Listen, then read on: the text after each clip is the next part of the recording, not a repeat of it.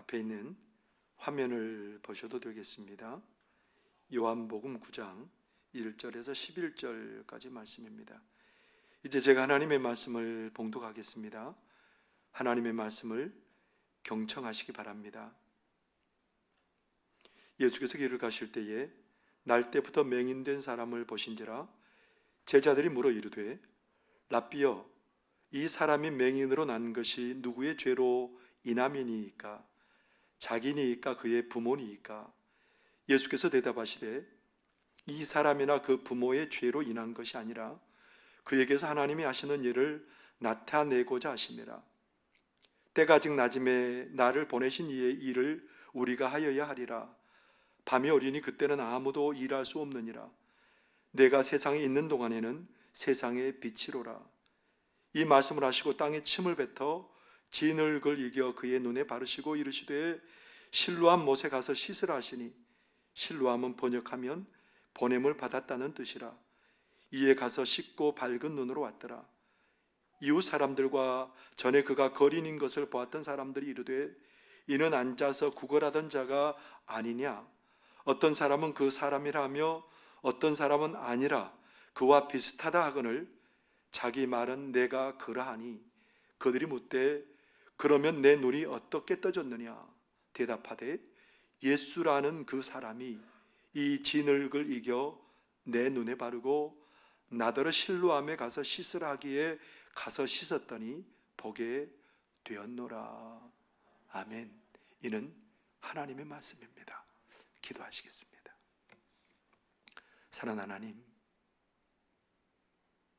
참 감사합니다. 우리를 이토록 사랑하시고 변하지 않는 사랑으로 여전히 사랑하시고 우리에게 은혜 베풀어 주셨고 앞으로 더욱더 큰 은혜를 우리에게 부어주실 것을 믿으니 감사합니다.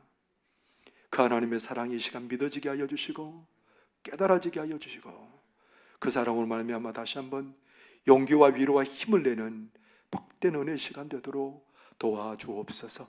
침체져 있던 우리들의 삶의 모습이 하나님으로 인해서 기뻐 뛰며 춤추며 감격하며 찬양하는 삶으로 회복되는 역사가 일어나게 하여 주옵소서. 예수님 이름으로 기도하옵나이다. 아멘. 반갑습니다.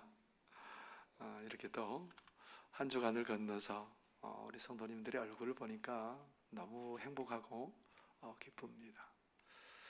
변치 않는 하나님의 사랑이 우리 성도들을 어루만지고 세우는 그런 은혜가 되기를 바랍니다. 최근에 새벽 기도를 마치고 일찍 배산을 향했습니다.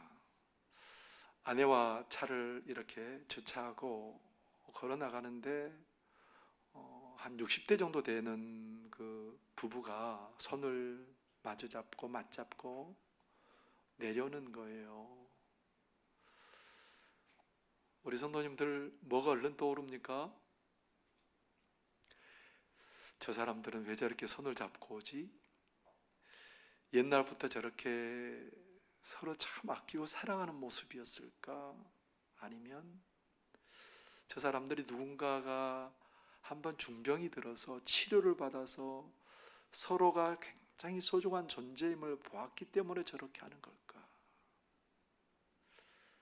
궁금증이 생기잖아요. 그 사람들은 뭔가를 본 거예요. 서로가 얼마나 소중한 존재인지, 얼마나 귀한 존재인지 보고 있는 거예요. 애초부터 그렇게 서로가 소중한 존재임을 보았던 그런 부부라면 참 복된 부부이지요. 그 부부는 더 행복한 삶을 살아가고 더 복된 가정을 꾸릴 것은 너무나 우리가 당연한 일 아닙니까? 그것도 복된 일이지만 한 사람이 처음에는 소중함을 모르고 있다가 한 사람이 아파봐서 그 소중함을 보게 된 것도 큰 은혜지요. 우리가 삶을 살면서 참 소중했는데 그것을 놓치고 살았는데 어떤 기회에 그 소중함을 다시 보게 되었다는 것도 참 복이고 은혜입니다. 무언가를 보는 눈이 있다는 것은 참 소중하고 중요한 일입니다. 생태 생물학자인 최재천 교수님이 계십니다. 이분이 국내에서 이제 대학을 마치고 미국에 유학을 가서 석사학위를 마치고 하버드 대학에서 이제 대학원에서 박사 과정을 하는데, 이분이 뭘 하냐면 하버드 대학에서 세계에서 개미에 대한 연구의 1인자 밑에서 개미에 대한 연구를 시작하게 되었습니다. 개미에 대한 연구로 둘째가라면 서러운 그 학자도 있었는데, 독일에 그 학자가 있는데 그 학자를 하버드대에서 불러온 거예요. 학생이 요청을 하니까. 그래서 개미에 대한 세계의 최고의 전문가 2사람을 모시고 박사 과정을 하는 거예요. 근데 이 최재천 교수님은 뭐 하냐면 밥만 먹고 나면 보는 겁니다. 뭘 보냐면 개미를 보는 거예요. 어디를 가도, 출장을 가서도 개미를 보는 겁니다. 개미가 어떻게 움직이고 어떻게 생활하고 그것만 계속해서 바라보는 겁니다. 자그마치 몇 년을 그 생활했냐면 11년 동안 개미를 바라보고 연구하고 밥만 먹으면 그거 바라보고 있는 겁니다. 나중에 이제 교수님한테 부탁을 해서 개미 아닌 다른 조그만 그 개미와 비슷한 곤충을 또 이렇게 연구해서 그걸로 박사학위를 받습니다만 11년 동안 그 곤충을 보고 또 봅니다. 매년 봅니다. 11년 동안. 하버드에서 박사를 학위를 마치고 나중에 미시건대에서 교수를 지내고 서울대학에서 교수를 지내고 지금 이화여대 석좌 교수로 그렇게 하고 있습니다.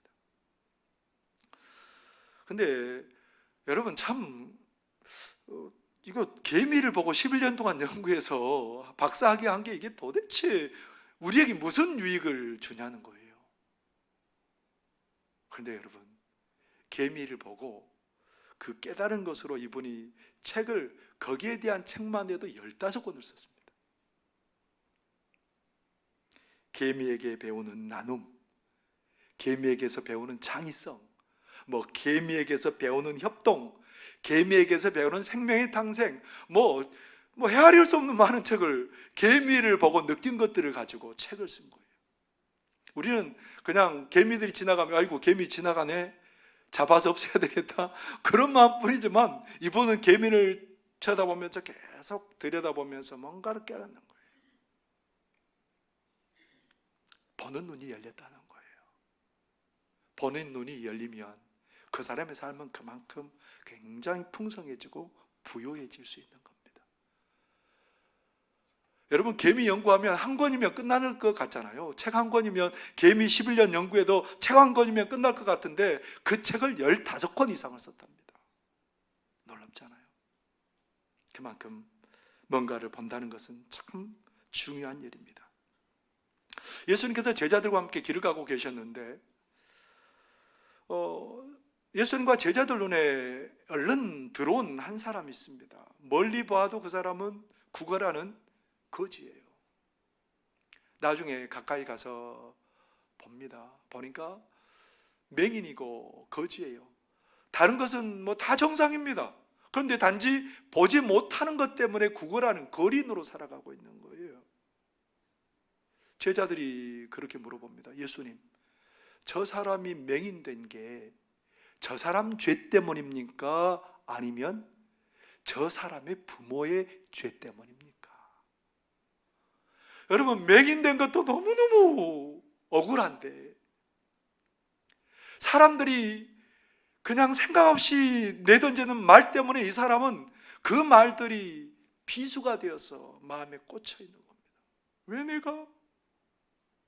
내가 왜?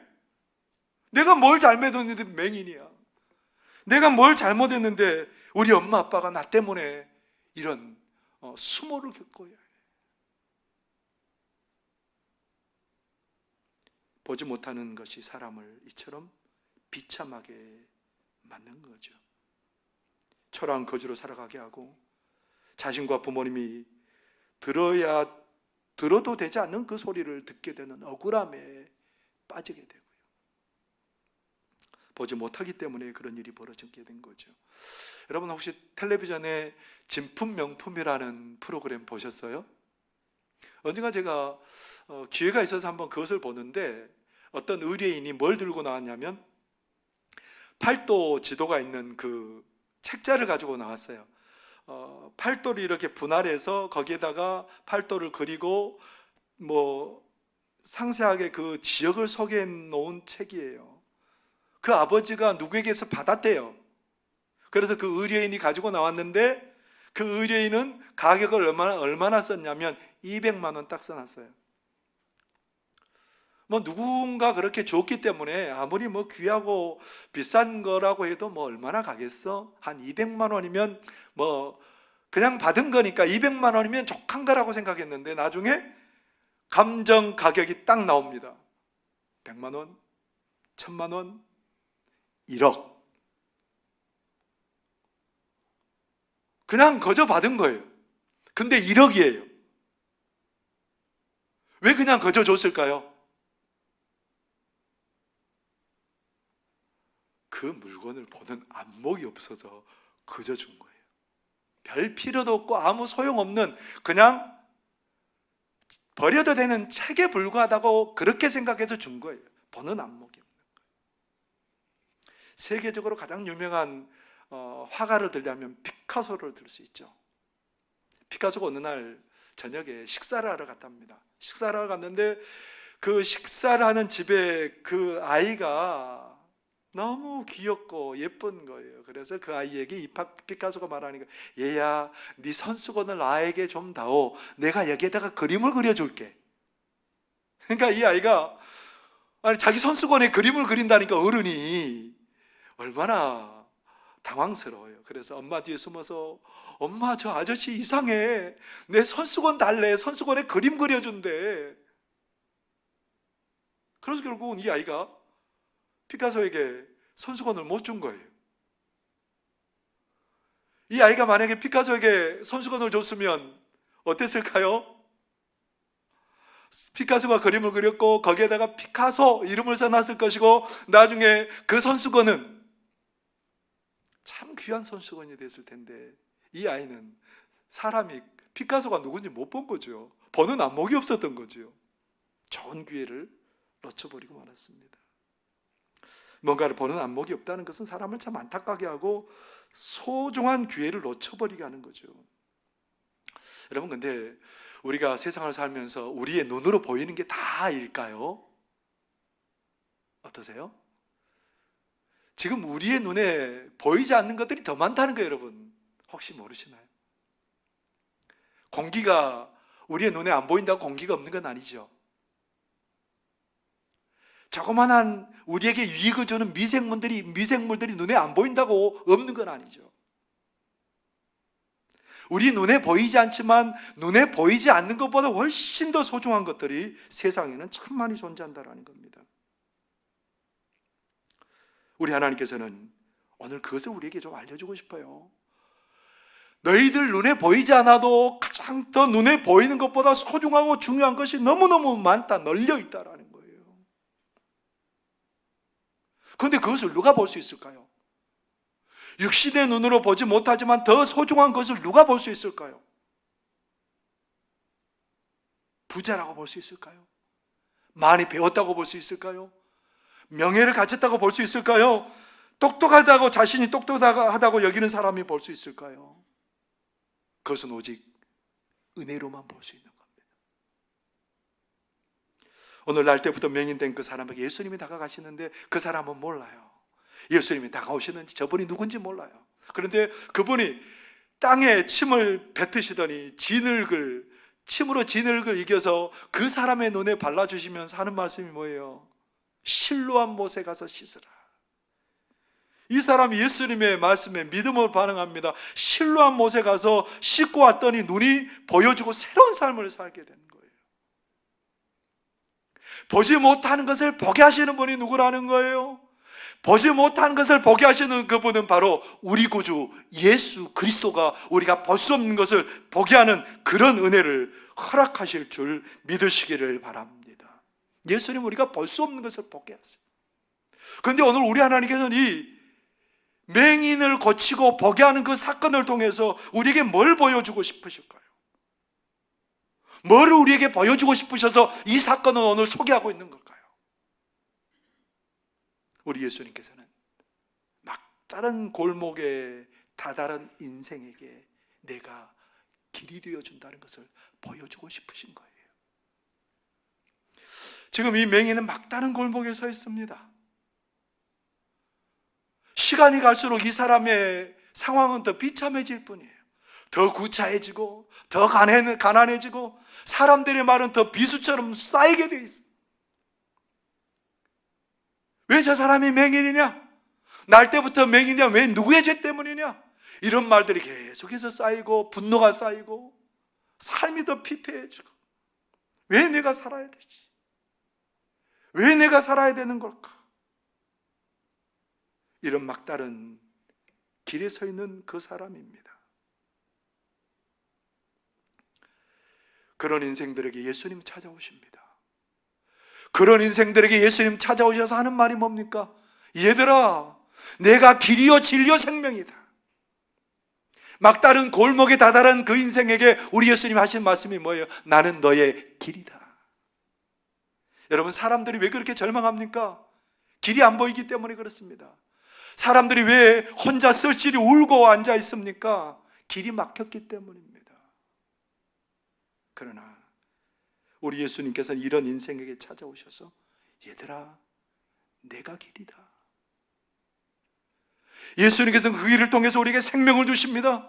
하나님이 예비하신 풍성한 은혜를 우리에게 넘치도록 부어주신다고 우리에게 말씀하십니다. 오늘 막다른 골목에서 우리의 길이 되어주신 그 예수님께서는 그 길을 통해서 하나님의 풍성한 은혜를 누리게 하실 줄 믿으시기를 바랍니다. 12해 동안 혈루증 앓는 그 여인이요, 막다른 골목에 다다랐어요. 처음에는 재산도 있고 소망도 있었어요. 사람들이 말하면 어디 가면 낫는다더라 막 쫓아가면 나을 것 같아서 갔는데 번번이 헛수고였습니다. 막다른 골목에 다다랐습니다. 돈도 다 떨어졌고요, 이제는 찾아갈 곳도 없고요. 근데 소식이 들려옵니다. 당신보다 훨씬 더 중병을 앓는 사람을 고친 분이 오셨다고 예수님에 대해서 듣게 됐어요. 그 여성이 그 예수님을 생각하면서 믿음이 생기게 되었습니다. 내가 그 예수님의 옷자락에 손만 만져도 낫게 될 거다. 사람들이 막 둘러싸여 있는 예수님을 향해서 그가 발걸음 옮깁니다. 그리고 다 헤집고 가가지고 예수님의 옷에 손을 딱 대는 순간 혈류의 근육이 말라요. 자기가 고침받았다는 것을 몸에 깨달아요. 막 공포와 같은 두려움이 생기게 됐습니다. 그때 예수님께서 뒤를 돌아보시고 누가 내 몸에 손대었냐? 제자들이 하는 말이, 예수님, 이렇게 사람들이 인산인해로 모여서 밀고 당기고 하는데 누가 손을 댔는지 어떻게 알겠습니까? 그때 그 여인이 예수님 발 앞에 무릎을 꿇고, 예수님, 사실 제가 이러이러해서 예수님의 옷에 손을 댔더니 나았습니다. 예수님께서 그 여인에게 말합니다. 따라와, 내 믿음이 너를 구원하였으니 평안히 가라. 내 병에서 놓여 건강할지어다. 우리 예수님께서 막다른 골목에 다다른 그 여인에게 길을 열어주신 거죠. 그 여인은 이제 예수님을 통해서 자신의 질병도 자신의 모든 삶의 문제도 해결하시는 예수님을 만나게 됐던 거죠. 사랑하는 성도 여러분, 우리가 인생의 막다른 골목에 섰을 때 우리에게 길이 되시는 분이 있답니다.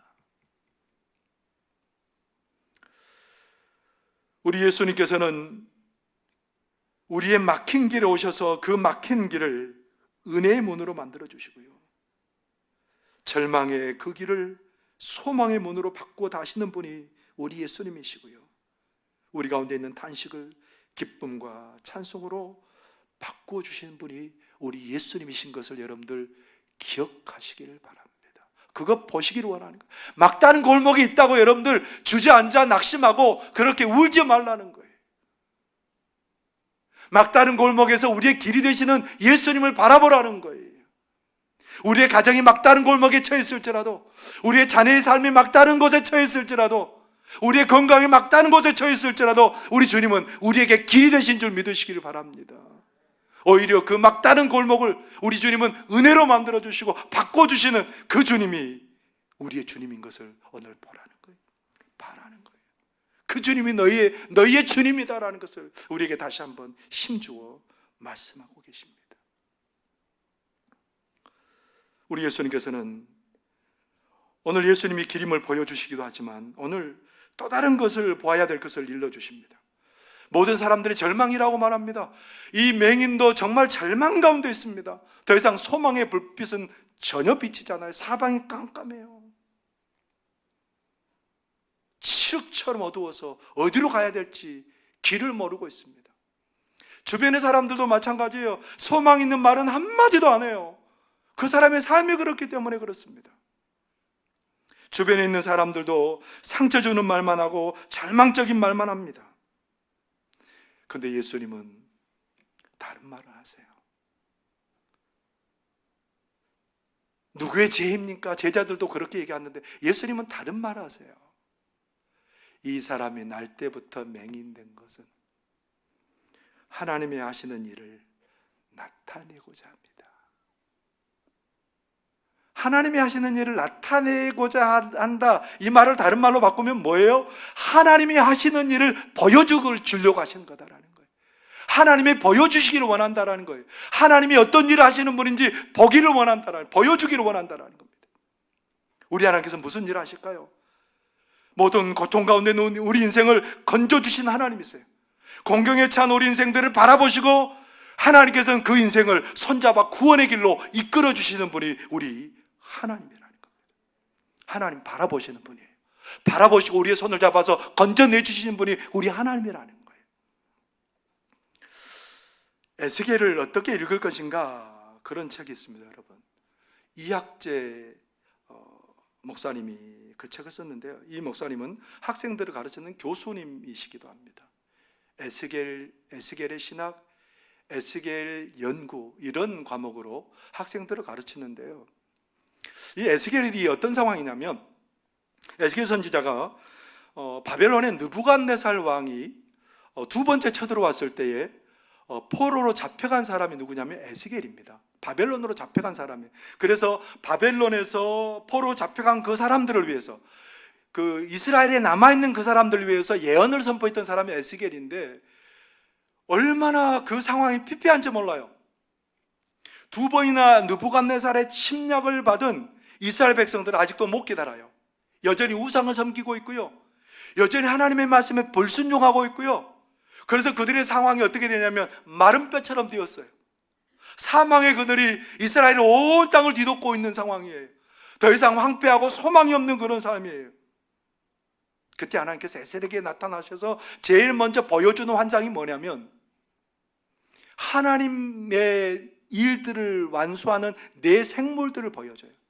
그 네 생물들 곁에 바퀴들이 있는데 그 바퀴의 모습을 보여줘요. 하나님을 간접적으로 보여주는 모습이죠. 근데 그 바퀴가 얼마나 크냐면 거대해서 그냥 측정할 수도 없고, 그 바퀴에는 눈이 가득하게 달려 있습니다. 뭘 얘기하고 싶어요? 하나님은 세상 모든 것을 다 보고 계시다는 거예요. 우리 하나님께서는 숨어 행하는 것을 보시고 마음속도 꿰뚫어 보시고 인생들의 공경도 보신 하나님이라는 것을 우리에게 얘기해 주고 싶은 거예요. 그 거대한 바퀴에 눈이 가득하게 있는 거예요. 하나님이 다 꿰뚫어 보고 계시다는 겁니다. 어떤 일이 벌어졌을까요? 그래서 에스겔 선지자는 37장 이렇게 말합니다. 마른 뼈가 가득하게 있습니다. 말라버렸다는 건 소망이 없다는 거예요. 더 이상 살 수 없다는 거예요. 근데 그것을 보신 우리 하나님께서 어떻게 하세요? 그 말라버린 뼈들을 살리셔서 하나님의 큰 군대 되게 하시는 그런 역사를 일으키십니다. 누가요? 하나님이. 하나님이 일하신다는 거예요. 우리의 피폐해지고 죽어버린 우리의 삶을 살리시는 분이 우리 하나님인 줄 여러분들 믿으시기를 바랍니다. 전쟁 때문에, 그들의 불신앙 때문에 온 땅이 피폐해져 버렸습니다. 황량해져 버렸습니다. 죽음의 그늘이 뒤덮고 있습니다. 그런데 성전에서부터 물이 흘러나옵니다.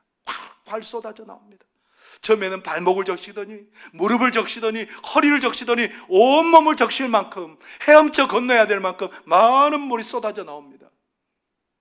그 쏟아져 나온 물이 닿는 곳마다 회복의 역사가 일어나요. 그 물이 닿는 곳마다 치료가 일어나고요, 풍성하게 되고요, 그래서 어부가 많아지고 고기를 잡는 사람들이 생겨나게 되는 그런 역사가 일어났다고 성경은 기록하고 있습니다. 누구 때문에요? 무엇 때문에요? 하나님이 보시고 일하시는 그 하나님 때문에 이 놀라운 역사가 일어난 줄 믿으시기를 바랍니다. 예수님이 이거 보라고 하는 거예요. 너희가 섬기는 하나님은 너희를 보고 있고 너희를 향한 놀라운 일을 계획하시고 이루시는 분이 너희 하나님이다. 메마르고 소망 없이 마른 뼈와 같이 버려진 한 인생이 있습니다. 가족들조차 부끄러워서 이 아이를 내놓지 못하여서 골방에다가 그냥 그렇게 어두운 방에다가 가둬놓고 있는 그 사람입니다. 그 아이는 어렸을 때부터 극동방송에서 흘러나오는 그 설교를 듣고 그 말씀을 듣고 그리고 신앙을 키워나가요. 나중에 이 사람이 그 골방을 나오게 되었습니다. 자기가 만난 하나님을 간증하고 자기가 만난 하나님을 시로 표현해내는데요, 이 사람이 누구냐면 송명이라는 시인입니다. 그래서 그 시인은 나 가진 재물 없으나 그런 주옥 같은 시를 써내려가고 있습니다. 그 시 말이 뭘까요? 나 가진 재물 없으나, 나 남이 가진 지식 없으나, 나 남에게 있는 건강이 있지 않으나, 나 남이 없는 것 있으니, 나 남이 못 본 것을 보았고, 나 남이 듣지 못한 음성 들었고, 나 남이 받지 못한 사랑받았고, 나 남이 모르는 것 깨달았네. 공평하신 하나님이 나 남이 가진 것 나 없지만 공평하신 하나님이 나 남이 없는 것 갖게 하셨네. 그 아픈 시간 속에서, 그 아픈 시간들이 송명이 시인으로 하여금 하나님을 보게 했습니다. 눈을 열 하나님을 보게 했습니다. 그 하나님 때문에 그의 삶이 회복이 되고 그 하나님 때문에 그는 세상에 볼 수 없는 그 복과 은혜를 누리게 되었던 것입니다.